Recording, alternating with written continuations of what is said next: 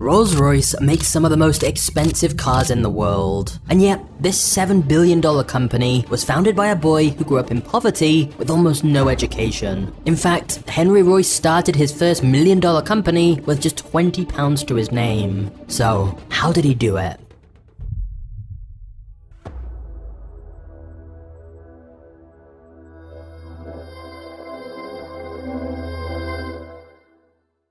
Henry Royce was born in 1863. His parents, James and Mary, ran a flour mill. Unfortunately, the family business was struggling, and by 1867, they went bankrupt. This forced the Royce family to move to London to look for work. Even though he was just 4 years old, Henry began working his first job scaring birds on a farm, making just a few cents a week. His father went on to work for another flour mill, but he was still in a massive amount of debt. Things were bleak for the family, and then, just when it seemed like it couldn't get much worse, tragedy struck. When he was only 9 years old, Henry's father died. Not only was this devastating, but it meant the family's financial struggles only got worse. And so, instead of going to school, Henry worked full-time. He sold newspapers and delivered telegrams for the post office, making the equivalent of just a few cents for every delivery. However, Henry's mother was still in debt, and realized she could no longer support her children, so she sent Henry to live with an elderly couple instead. Although, to be honest, they were barely making ends meet themselves. There were many days when all Henry had to eat was a piece of bread soaked in milk.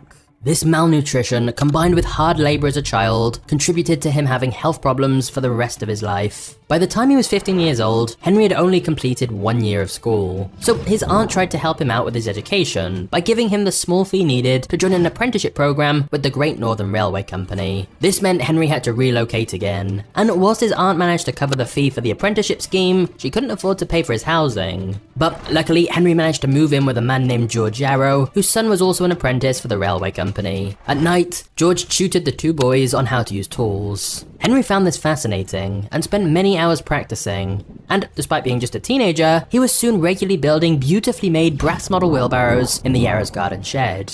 Henry may not have had much of an education, but he was skilled with his hands and had an incredible work ethic. Unfortunately, the money from his aunt only lasted 3 years of his apprenticeship before he had to drop out again. So at 17 years old, Henry began working with a tool-making company in Leeds, making just 1 penny per hour.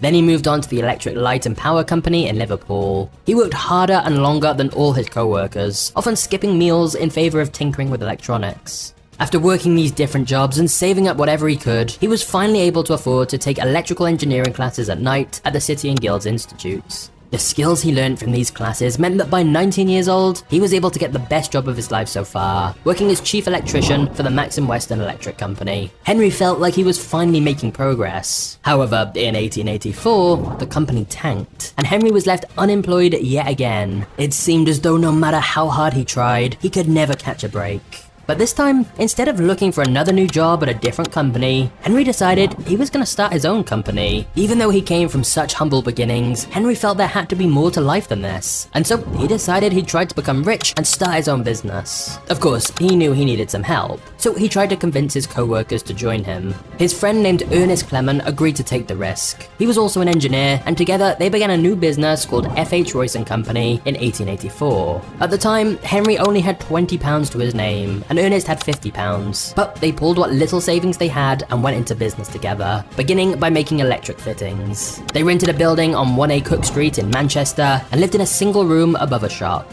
The two could barely afford to eat, so they made sandwiches every single day. The odds of two young men succeeding like this was slim to none. But instead of giving in to self-doubt, Henry did what he'd always done, and simply worked harder than the rest. With everything he did, he made sure that the product was better than the competition. Finally, after lots of testing, they created their first successful product, the electric doorbell. These began to sell very quickly, and Henry was known to stay up working long nights at his desk to make more of them for customers. Using the money they made, Henry was able to begin creating more ambitious, bigger products, like generators, and eventually even an electric crane. Every year they were in business, they created more products to sell, and their profits grew further. In 1897, the orders in hand amounted to £6,000. 12 months later, orders amounted to £20,000. By 1899, the company's share capital was £30,000. Now, that may not sound like a lot, but remember, this is the 1800s. After modern day inflation, that equates to over $1 million.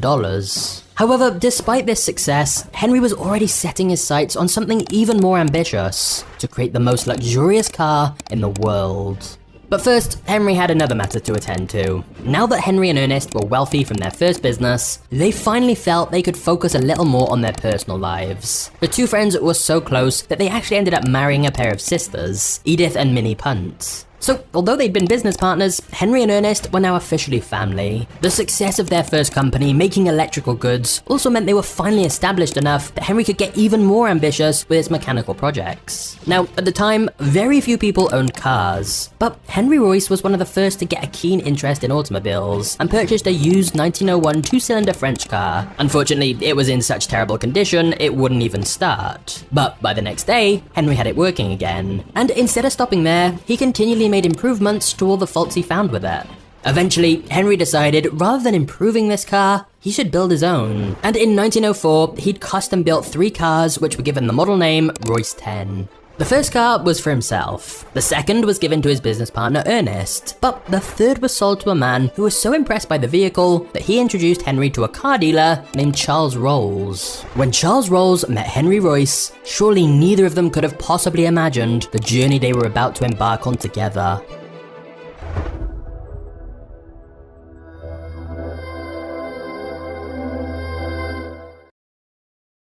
No one would have expected Charles Rolls and Henry Royce to become business partners. Henry was a true rags to riches story, but his partner Charles was the polar opposite, having practically everything handed to him from an early age. However, both of them shared a passion for cars, and this partnership would lead to the iconic Rolls Royce brand. Charles Rolls was born in 1877 to the first Baron and Lady Langattock.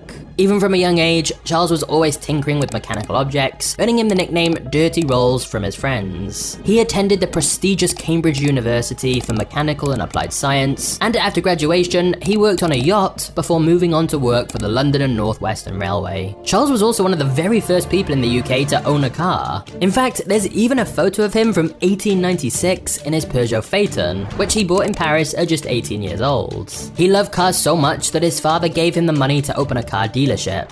This was called CS Rolls & Co, and he began importing French cars to sell to English customers. Charles Rolls had earned himself quite a reputation in the motorhead community. He held the unofficial land speed record of driving 83 miles per hour. Maybe that doesn't sound impressive by today's standards, but back then it was incredibly fast. In fact, Charles was actually known as a bit of a daredevil. In 1903, Charles competed in the Paris to Madrid town-to-town, where 34 drivers and spectators died. This mostly happened because the cars kicked up so much dirt on the roads that no one could see, and people from the audience would step out in the street to get a better look at the cars and end up getting run over. But Charles thrived in the chaos and continued racing year after year, regardless of how dangerous the races were. Not only was Charles a huge fan of driving fast cars, but he was also an aviator. He made over 170 flights in a hot air balloon and became the second person in Great Britain to own a pilot's license. He would go on to fly over 200 flights in a Wright Flyer aircraft. So clearly Charles had a very different upbringing to Henry, and Charles undoubtedly had a taste for luxury. However, when Charles Rolls first met Henry Royce, he hesitated. He was a big fan of 3- and 4-cylinder cars, so he wasn't sure he could like a 2-cylinder vehicle like the one made by Henry. But after trying out Henry's car, Charles was so impressed by the quality of the Royce 10, he said it was clear that they needed to work together. That evening, Charles drove back to London in a borrowed Royce car. In the middle of the night, he woke up his business partner and excitedly told him, "I just found the greatest motor engineer in the world."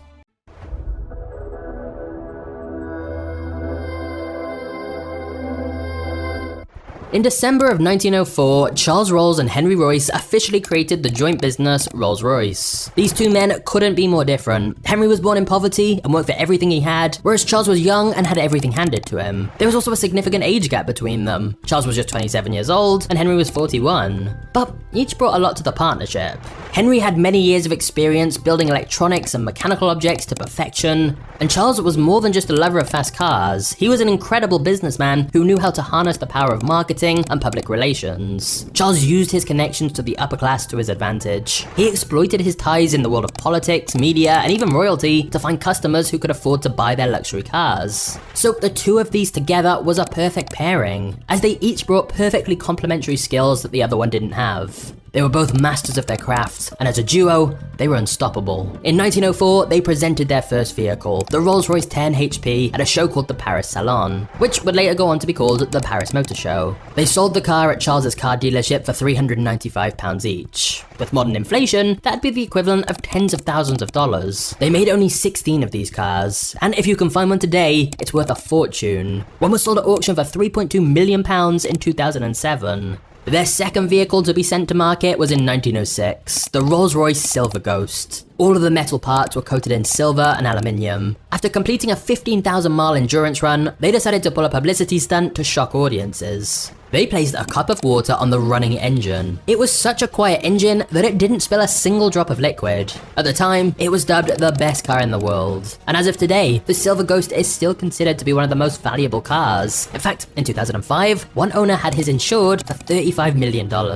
Once they were fully established in the world of automobiles and making headlines for their prestigious and luxurious cars, Charles tried to convince Henry to make an aeroplane engine, since Charles's other passion was flying. But Henry refused, saying he would rather focus on cars. Still, with the growing success of the company, Charles could now devote more time to flying. In fact, he eventually resigned from his position as the technical director at Rolls Royce so that he could solely focus on planes. Charles said he much preferred flying over driving, since there are no policemen in the air. In 1909, he bought his own Wright Flyer aircraft, and 1 year later, he set the record as the first person in the world to make a non-stop flight across the English Channel and back. The newspapers dubbed him the greatest hero of the day. Sadly, that wasn't the only record Charles set. During an air show, Charles was flying on a day with incredibly strong wind. He was pushing the plane to its limits, and when he tried to land, the aircraft began to fall apart. Charles Rolls went down in history as the first Briton to die in a plane crash in 1910. He was just 32 years old. Just 1 year after losing his business partner, Henry Royce's health began to decline. His years of poor eating and lack of sleep were catching up to him. He could no longer spend his days working in the Rolls Royce factory and began spending more time at home. Despite his poor health, Henry Royce continued to work hard, even if it meant sketching design ideas from his bedside.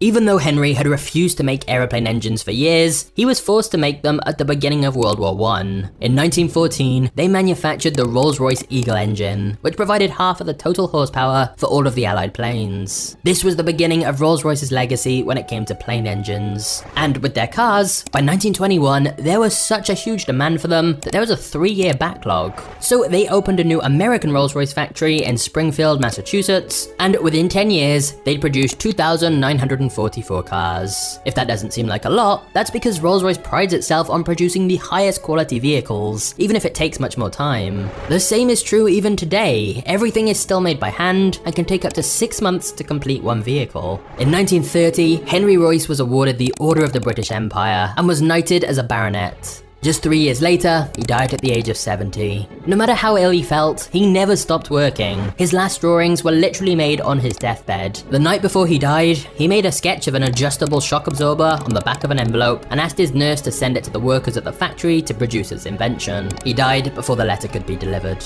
It's clear that both of these men left behind a legacy that far outlived them. Rolls-Royce continued to make vehicles long after their deaths, and even to this day, the name is still synonymous with luxury, and the company's most recent valuation was over $7 billion.